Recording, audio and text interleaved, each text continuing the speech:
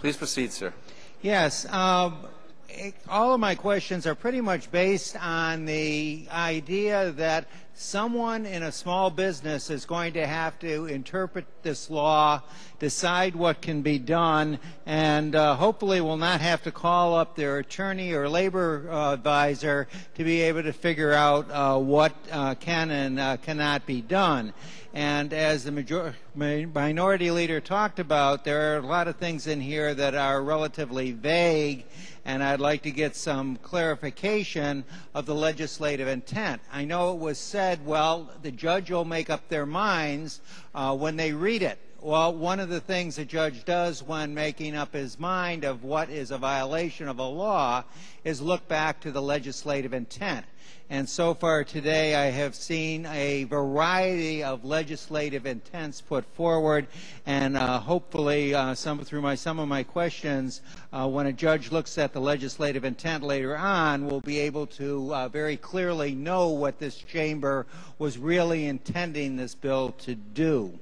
One of the first questions that was come up was regarding the meetings, and for example, when the governor came and spoke at Pratt Whitney the other day regarding the tremendous increase in business, the engines, etc., would Pratt Whitney be allowed to require its employees to attend and listen to the governor's speech? Through you, Mr. Speaker. Representative Zaleski. Through you, Mr. Speaker. The question, I believe, was, would he be allowed to attend? Would they be allowed to attend? I would imagine they would be allowed. Through you, Mr. Speaker. Thank you. Representative Aman. Could the employer require them to attend, since he would be embarrassed if the governor spoke and there weren't very many people in attendance? Through you, Mr. Speaker. Representative Zaleski. I think that if the governor was there to speak on his reelection, I don't think that people would be forced to go to that meeting. Through you, Mr. Speaker. Representative Aman. I could understand that, but in this case he was talking about the increase in engines, which was no question a very large political decision made on the federal level. So there's no question in my mind that he was talking about political events, and therefore I'll go back to my question, could Pratt Whitney require people to attend since they didn't want to be embarrassed because people decided to eat lunch out on the lawn somewhere else? Through you, Mr. Speaker. Representative Zaleski. Through you, Mr. Speaker. I don't think that I personally don't see that as a political event, him getting engine work for them. Since it had to do with the business, I would say they would be allowed to go. Through you, Mr. Speaker. So, through you, Mr. Speaker, so Pratt Whitney, since that was not a political event, could require their employees to attend and listen to the governor speak. Through you, Mr. Speaker. Representative Zaleski, do you wish to answer? Through you, Mr. Speaker, I believe yes would be the answer. Representative Aman. Going on to the other thing on a meeting and whether it's political or not, and getting away from some of the big issues, there's no question that planning and zoning applications are probably as political as anything gets in a town. Planning and zoning regulations are as political as anything gets, as is probably wetlands regulations. A town is considering new regulations. May a business call a meeting of its employees to discuss how those new regulations would impact their business in the future, their chances of expansion, their chances of building, or whatever. Through you, Mr. Speaker. Representative Zaleski. Through you, Mr. Speaker. I think that your opinion that is political is not my opinion. Through you, Mr. Speaker. Representative Aman.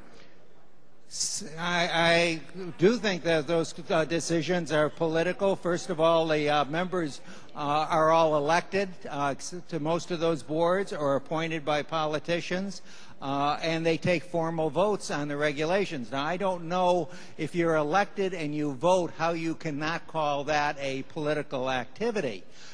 So again, from listening to the chairman, it should be interpreted that a business could have a mandatory meeting where they could tell their employees why these pending regulations would be a problem. Through you, Mr. Speaker. Representative Zaleski. Through you, Mr. Speaker, I think that has to do with their job, so it would be outside the realm of this bill. Through you, Mr. Speaker. Representative Amon. So they would be allowed to do that. We recently had several nursing homes go out of business and close. Would it been possible or legal, if this bill was in existence a couple of years ago, for the owners of those nursing homes to call their employees together and say, under the current reimbursement rate from the state of Connecticut, we're going to go out of business. We want you to contact your legislator right away and tell them that that reimbursement rate is too low for us to stay in business. Would that been a meeting that was allowed? Through you, Mr. Speaker. Representative Zaleski. Through you, Mr. Speaker, yes, I believe so. Representative Amon. So again, that's a very political thing. You're calling up your legislator and telling them how to vote. So I'm a little confused of what is a political meeting and what isn't. If having a meeting where you call up your legislator, or you're told to call your legislator is allowed, I think it becomes very subjective as to what is a political meeting. Going on there with that, it shall require its employees to attend. Through you, Mr. Speaker, can you have the good chairman explain what require means when the magic words or what has to be said or done that makes a meeting go from optional to required? Through you, Mr. Speaker. Good Chairman Zaleski. I think the word required is the word you're looking for. Through you, Mr. Speaker. Representative Amon. So if I, through you, Mr. Speaker, so if I don't issue a memo saying you are required to attend, it would be a violation. If I issued a memo that said you're expected to attend, it would not be a required meeting. Through you, Mr. Speaker. Representative Zaleski. Through you, Mr. Speaker, as you know, I think you know, the bill says the meeting is you cannot have a meeting when it pertains to religion or politics. So whether you say, so if you request them to come to a meeting like that, that is different than saying you have to come to a meeting like that. Through you, Mr. Speaker. Representative Amon. So just again, for the legislative intent, if a judge is looking at this in the future and the employer has sent out a memo saying you are requested and expected to attend, they could not be possibly in violation of this law as written. Through you, Mr. Speaker. Representative Zaleski. Well, you might have the first word right. We would hope that you would show up. The meeting might be a little more pleasant. Through you, Mr. Speaker. Representative Amon. As being pleasant is not my problem. I'm trying to figure out what a judge in a court of law might say about this. And again, it appears that if you avoid the use of the word require, the legislative intent of this bill means that people can attend if it isn't. We then go on to primary purpose. And again, I have problems with the concept of a primary purpose. It's going to be a 2-hour meeting. We are going to spend an hour and 45 minutes regarding production and safety items within the company. And the last 15 minutes on the agenda is going to be a political tirade by the owner. The primary purpose was obviously because an hour and 45 minutes was spent on strictly business. 15 minutes is a tirade by the owner. Again, as I'm reading this, because the primary purpose was not the political tirade, they would not be in violation of the law. Through you, Mr. Speaker. Representative Zaleski. That's what the bill says, so I would say you're correct. Through you, Mr. Speaker. Representative Amon. I'll have to make sure that the employers know that if they want to make very political information, they better make sure that they have a majority by 1 minute or so of other activities before doing the other purpose, because then it becomes not a primary purpose of the meeting. We also have the problem of the employer's opinion. And a long time ago, there was a question about the employer's opinion on political events, and I think the bill is very clear that as long as you're, going back to my first point, if the primary purpose of the meeting is not political, that the employer may then give his opinions regarding it, and the employee may end up sitting there listening to it. However, we also talked about the fact that opinion versus fact.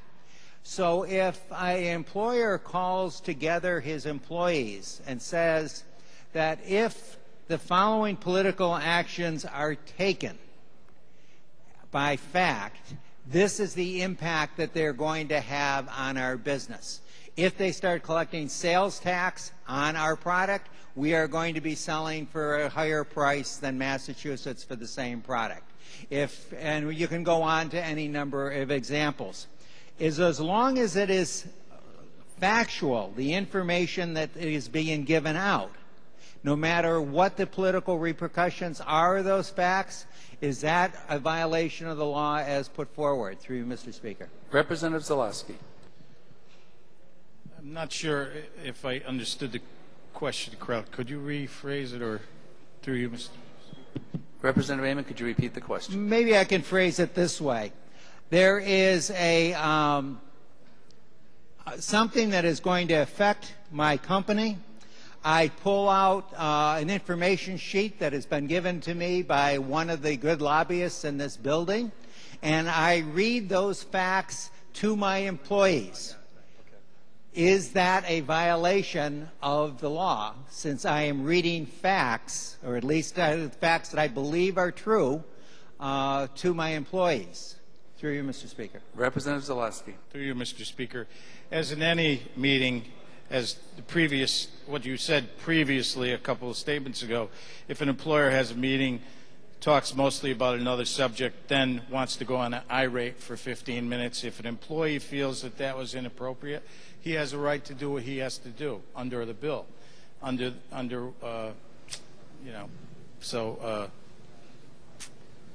could you ask that question again? Just had that in my mind. Through you, Mr. Speaker. Once again, Representative Amon. Again, if the employer is strictly giving out facts that the employer believes is true because he has received them from a reliable source, may he have a mandatory meeting where he gives out those facts to his employees? Through you, Mr. Speaker. Representative Zaleski. That's a good question. Through you, Mr. Speaker. That would depend on what the facts were. If the facts were that this is a great governor, you should vote for him, then maybe that would be too political for us. So it depends on what the facts are and what the employee feels the facts are. Through you, Mr. Speaker. Representative Amon. Responding to that comment, I give all of the reasons, they're all factually true, why the governor is the most wonderful governor we've ever had. Do not end up the talk with, and you should vote for him. Let that up to them. But again, all I have given is facts. I will be able to have that meeting, even if I have left out the facts about his opponent's views. Through you, Mr. Speaker. Representative Zaleski. I believe under that circumstance you probably could have a meeting. Representative, Mr. Speaker. Representative Amon. Going further down into the bill, when we get into the penalty phase, there's some words there that I have a problem with because I'm not sure, again, what they mean, and we do need to have legislative intent for the judge that's going to be ruling on all of this. And I do understand what discharge means, but I'm having trouble with the word discipline. What type of action would an employer take that the chairman would consider discipline? Through you, Mr. Speaker. Representative Zalaski. Through you, Mr. Speaker. Well, disciplines in my plant are you could be given 3 days off because you didn't want to come to a meeting. You could be given the rest of the day off. You could be sent home at that time. Those are all signs of discipline. You could be written up, something entered into your record that would prohibit you from being promoted later on. Those are all signs of discipline, I would say, through you, Mr. Speaker. Representative Aman. So if I put in a employee's Jack file that I did not consider them a team player, that would be considered a form of discipline even though I took no other action. Through you, Mr. Speaker. Representative Zalaski. Well, I think that you're being a little vague. If you put that in their file because they didn't want to attend a captive audience meeting, then yes, I think that he would have a case. Through you, Mr. Speaker. Representative Aman. Okay. And otherwise penalize, how would otherwise penalize, what would that be different than the word discipline that we just used, since there must be some very big difference when they list things that you can't do, that discipline is listed and otherwise penalized is listed separately. Through you, Mr. Speaker. Representative Zalaski. Sure, I'll give you through you, Mr. Speaker. I'll give you an example of one I may know. They cut your overtime. If you're not going to be a team player, you won't work any more overtime this year. How's that? Through you, Mr. Speaker. I mean, Representative that's the Aman. employer speaking. I'm sorry. Again, that's fine, but how is it that different from discipline to penalize? I realize why the employee might not like it, but I'm trying to figure out if the bill, we have two different categories. Which category would that be in, and why would it not be in the other category? Through you, Mr. Speaker. Representative Zalaski. Well, I would guess through you, Mr. Speaker. I think that would be more of a otherwise penalized because nobody guarantees you overtime in most places. Through you, Mr. Speaker. Representative Aman. Yes, I think the good chairman just illustrated why I'm having trouble with the legislative intent, since we guess what category that it goes into. I really feel sorry for the poor judge that later on has to say that legally he has to guess. The good faith report, orally or in writing, has been discussed at length. And I really have a problem, since I have no idea what a bad faith, I guess I could tell what a bad faith report is, because that's pretty obvious that the person was looking to put something in that they knew was false. My problem with saying that a good faith report, as long as the person believes he's right, no matter how wrong they may happen to be, it fits the definition of good faith, at least as I understand it. So just to clarify that through you, Mr. Speaker, no matter how wrong an employee is, if they believe they are correct, is that a good faith report? Through you, Mr. Speaker. Representative Zalaski. Well, I think, through you, Mr. Speaker, line 34 and 5, the provisions of this section shall not apply when an employee knows that such report is false. I think that would be bad faith. So I think the opposite of that would be if they really believe that they were wrong. Through you, Mr. Speaker. Representative Aman. So the legislative intent is that factually the employee can be completely wrong. And as long as they think, for whatever reason, that they're not wrong, it meets the standards of this bill, and treble damages might be awarded later on. We get into the 90-day part after that of the alleged violation. Is the time period starting from the time the meeting was held? Does the report have to be made or the court case started within 90 days after the meeting was held? Through Mr. Speaker. Representative Zalaski. The time period starts from when the violation happened. Through you, Mr. Speaker. Representative Aman.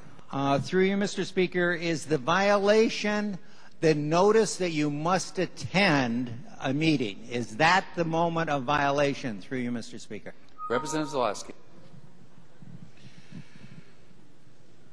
The violation is when you're, well, through you, Mr. Speaker. The violation would be when you were forced to go to the meeting. If an employer posted a notice to you or told you, hey, 2 weeks from now, I'm requiring you to go to a meeting, I don't think the clock starts 2 weeks in advance. It starts when you are forced to go to the meeting. Through you, Mr. Speaker. Representative Amon. Through you, Mr. Speaker, therefore, when it's just tied into the meeting itself. So the clock starts running at the time the meeting was held. I think going back to something that was talked about earlier, is it a violation under this bill to require someone to attend the meeting, or is it a violation under this bill to punish someone for not attending the meeting, or is it two separate violations? Through you, Mr. Speaker. Representative Zaleski. Through you, Mr. Speaker, it's two separate violations. Through you, Mr. Speaker. Representative Amon. So if it's two separate violations, we're having the meeting on the 1st of January. By January, February, March, the end of March, the violation at that point, the employee could no longer take action because he was forced to attend that meeting. Through you, Mr. Speaker. Representative Zaleski. Through you, Mr. Speaker, as long as that's 90 days after the event, yes. Through you, Mr. Speaker. Representative Amon. Okay. Then continuing on, 6 months later, a good 6-8 months after this meeting, the employee does not get a raise, does not get a promotion they expected, and they have a feeling that it may have been caused because they refused to attend the meeting. Would that be a violation under this law, since in good faith the employee thought the reason I didn't get my promotion was I did not attend that meeting 6 months ago? Through you, Mr. Speaker. Representative Zaleski. Through you, Mr. Speaker, after 90 days, the bill says it has to be filed within 90 days. Through you, Mr. Speaker. Representative Amon. Okay, so under what this good chairman just said, 95 days after the meeting, I walk up to the employee and say, remember that meeting you attend to 95 days ago? And you say, yes, I remember it. I said, good, you're fired. There'd not be a violation under this meeting, of this bill? That's just what I believe the chairman just told me. Through you, Mr. Speaker. Representative Zaleski. Through you, Mr. Speaker, I don't think that's at all what I said. What I said is the person could not file on the initial event, which happened prior 90 days. If you fired somebody for something that happened over 90 days ago, I think he would have, at that time, go to the labor board, I would feel. Through you, Mr. Speaker. Representative Amon. So after the 90-day period is up, would the burden of proof be on the employer or the employee that their action, discipline action, was based on that meeting that was over 90 days ago? Through you, Mr. Speaker. Representative Zaleski. Through you, Mr. Speaker. The burden of proof is always on both the employer and the employee, because that's what court's for. Through you, Mr. Speaker. Representative Amon. I don't know labor law, but it sure seems like we spent an awful lot of time in the Judiciary Committee talking about the burden of proof and in various other things in the Labor Committee as to who the burden of proof may be on. So I really don't know if in this particular case, if it's equal on the burden of proof or if it goes to one or the other.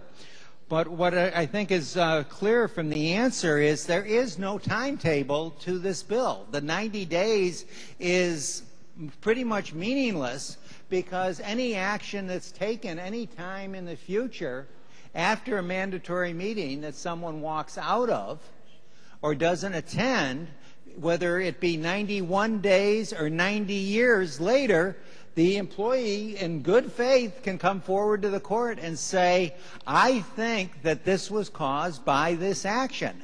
And I believe that is what the language in the bill is saying.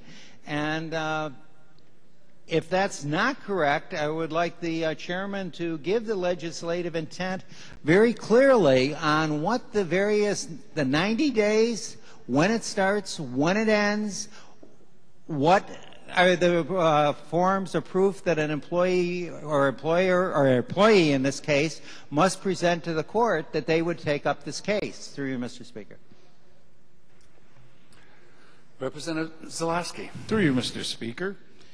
The bill says 90 days, it's 90 days. That's it.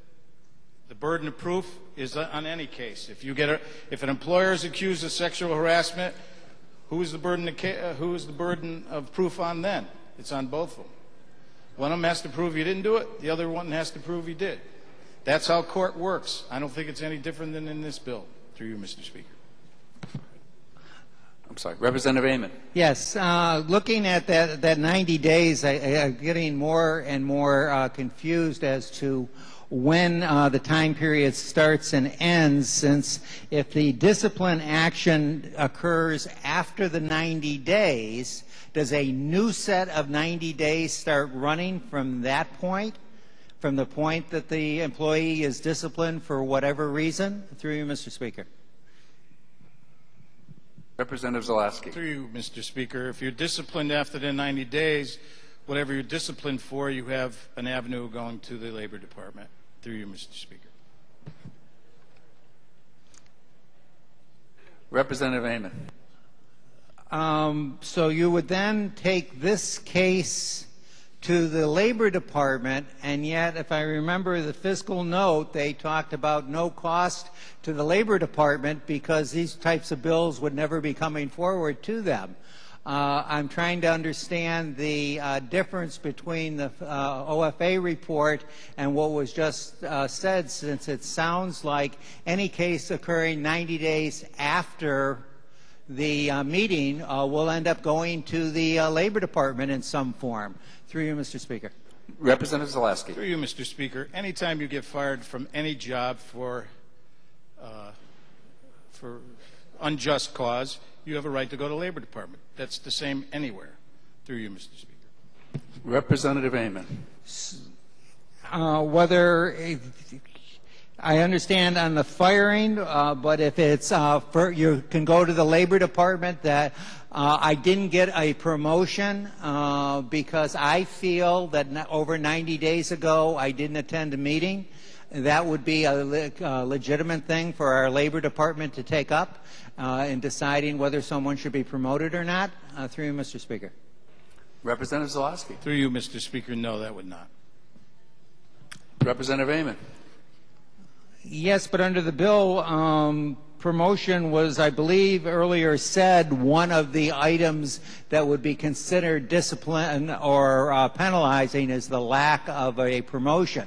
I'm just trying to figure out how we can have that it is in the bill as a violation and is not in the way of going through to the court or, in this case, to the Labor Board later on. Through you, Mr. Speaker. Representative Zaleski. Through you, Mr. Speaker. If it's not reported, as the bill said, 90 days, then it's not a reportable offense. Through you, Mr. Speaker. Representative Aman. Yes. Just another couple things that was talked about is the damages. And I can understand if you're given 2 weeks off without pay, the damages are pretty clear. They're the 2 weeks that you didn't get paid. The treble damages is equivalent to 6 weeks. I can understand that part fairly easily. But if the bill goes on with more than that, reestablishment of any employee's benefits that would have been eligible for, other than direct salary or fringe benefits such as your health care or retirement items, what other items could a court rule on and give to the employee who wins his case? Through you, Mr. Speaker. Representative Through Zaleski. you, Mr. Speaker, I think that's up to the judge. Representative Amon. I don't understand how that can be up to the judge. If it said the court may award, I would agree. This bill is very clear that says the court shall award. It does not appear to give the court any discretion. It's equivalent to our minimum sentencing requirements on certain criminal cases. No matter how the judge feels about it, they must give treble damages. That's what I interpret this to be. And so I will ask the chairman, does the court have any discretion, or is the word shall, the way I interpret it, that they don't have any discretion? Through you, Mr. Speaker. Representative Zaleski. The discretion, through you, Mr. Speaker, the discretion comes in how badly they offended how much did the employee lose from the offense? Through you, Mr. Speaker. Representative Amon. Then I guess I'll go back. Other than direct salary, fringe benefits such as medical and health care or retirement, what other items could the court take into consideration when coming up with the amount of money that they would treble? Through you, Mr. Speaker. Representative Zaleski. Through you, Mr. Speaker, they could probably add in overtime. Representative Amon. Yes. So the legislative intent of this bill is that it would only be those items directly affecting the weekly or monthly paycheck of the individual. That if someone was passed over for a promotion, it would not be able to be figured out as to the difference. Through you, Mr. Speaker. Representative Zaleski. Through you, Mr. Speaker, I think that if he got a bump in pay of $10,000, he might be able to figure out how much he's owed, if he could prove that. Through you, Mr. Speaker. Representative Amon. So then it would be up to the employee to prove to the court that they would have gotten the promotion, they would have received that much more money. Now, presuming at that point, would the court have to figure from the time the promotion should have been given to that date?